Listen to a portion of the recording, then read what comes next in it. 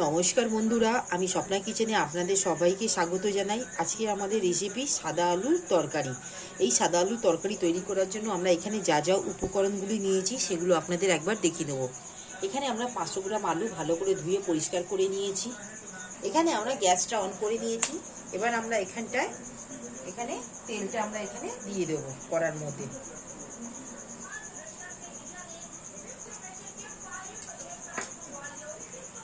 এখানে আমাদের তেলটা গরম হয়ে গেছে। এখানে আমরা একটা ফোড়ন দেবো। ফোড়নের মধ্যে যেগুলো নিয়েছি সেগুলো বলে নেবো। এখানে 1 চা চামচ কালো জিরে, 1 চা চামচ হিং আর দুটো আমরা কাঁচা লঙ্কা ভেঙে নিয়েছি।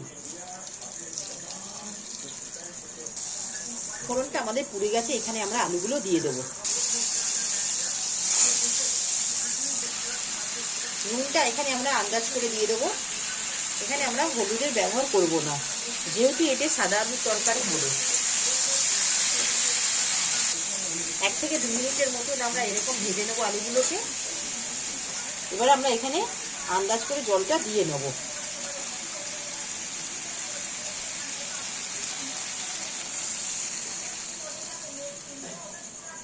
দিয়ে আমরা ঢাকা দিয়ে আলুটাকে ভালো করে সেদ্ধ করে নেব। এখানে আমরা ঢাকা দিয়ে 5 মিনিটের মতো আমরা আলুটাকে ভালো করে সেদ্ধ করে নেব। আমরা একবার ঢাকাটা খুলে একবার দেখে নেব।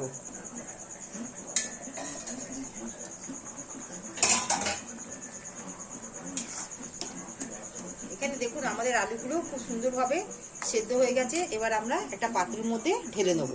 এখানে আমরা একটা বাটির মধ্যে বার করে নিয়েছি। এবার আমরা এই কড়ার মধ্যে 1 চা চামচের মতন আমরা এখানে তেল দেবো।